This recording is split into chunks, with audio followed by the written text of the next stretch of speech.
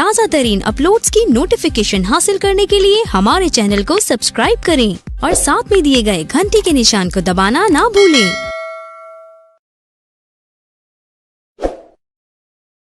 श्री देवशयनी अर्थात पद्मा एकादशी व्रत कथा।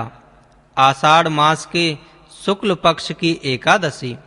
धर्मराज युधिष्ठिर बोले, हे भगवान, आषाढ़ मास के शुक्ल पक्ष की एकादशी का क्या नाम है और उस दिन कौन से देवता की पूजा होती है तथा उसकी विधि क्या है, सो विस्तार पूर्वक कहिए।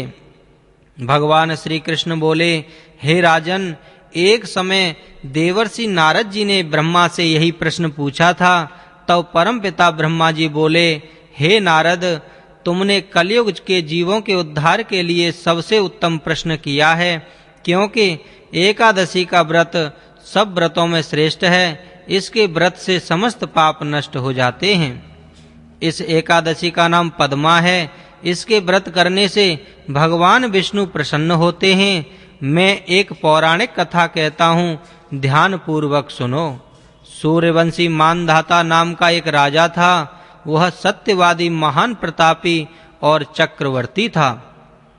वह अपनी प्रजा का पुत्र की तरह पालन करता था। इसकी समस्त प्रजा धन धान्य से पूर्ण थी और सदैव सुख पूर्वक रहती थी। इसके राज्य में कभी अकाल नहीं पड़ता था। एक समय राजा के राज्य में अकाल पड़ गया और प्रजा अन्न की कमी के कारण अत्यंत दुखी रहने लगी। राज्य में यज्ञ होना बंद हो गए। एक दिन प्रजा राजा के पास जाकर प्रार्थना करने लगी कि हे राजन, समस्त विश्व की सृष्टि का मुख्य कारण वर्षा है। इसी वर्षा के अभाव से राज्य में अकाल पड़ गया है और अकाल से प्रजा मर रही है।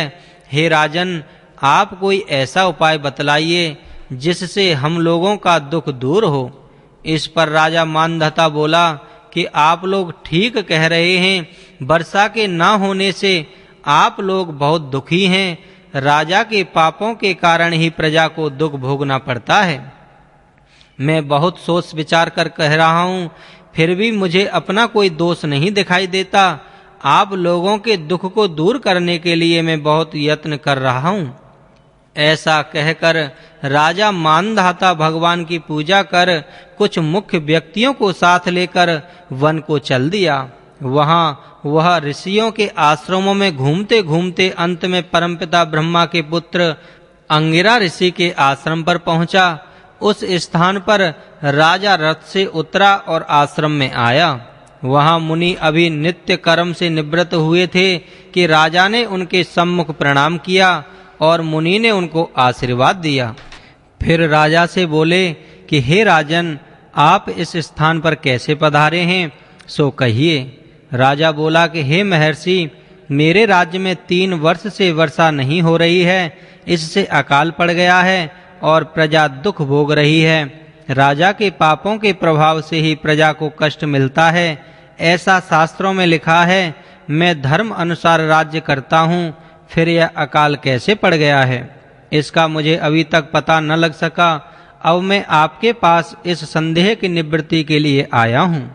आप कृपया करके मेरे इस संदेह को दूर कीजिए और प्रजा के कष्ट को दूर करने के लिए कोई उपाय बतलाइए। इस पर वह ऋषि बोले, हे राजन, यह सतयुग सब युगों में श्रेष्ठ है। इसमें धर्म के 4 चरण सम्मिलित हैं। इस युग में केवल ब्राह्मणों को ही तपस्या करना तथा वेद पढ़ने का अधिकार है, परंतु आपके राज्य में एक शूद्र भी तपस्या कर रहा है। इसी दोष के कारण आपके राज्य में वर्षा नहीं हो रही है। यदि आप प्रजा का भला चाहते हैं तो उस शूद्र को मार दीजिए। इस पर राजा बोले, हे मुनीश्वर, मैं उस निरपराध तपस्या करने वाले शूद्र को नहीं मार सकता। आप इस दोष से छूटने का कोई अनन्य उपाय बताइए। तब ऋषि बोले, हे राजन, यदि तुम ऐसा ही चाहते हो तो आषाढ़ मास के शुक्ल पक्ष की पद्मा नाम की एकादशी का विधि पूर्वक व्रत करो। इस व्रत के प्रभाव से तुम्हारे राज्य में वर्षा होगी और प्रजा सुख पाएगी, क्योंकि इस एकादशी का व्रत सिद्धियों को देने वाला है और उपद्रवों को शांत करने वाला है। मुनि के इन वचनों को सुनकर राजा अपने नगर को वापस आया और विधि पूर्वक पद्मा एकादशी व्रत किया। उस व्रत के प्रभाव से राज्य में वर्षा हुई और मनुष्यों को सुख पहुंचा। इस एकादशी को देवशयनी एकादशी भी कहते हैं। इस व्रत के करने से भगवान विष्णु प्रसन्न होते हैं। अतः मोक्ष की इच्छा करने वाले मनुष्यों को एकादशी का व्रत करना चाहिए। चातुर्मास्य व्रत भी इसी एकादशी के व्रत से शुरू किया जाता है।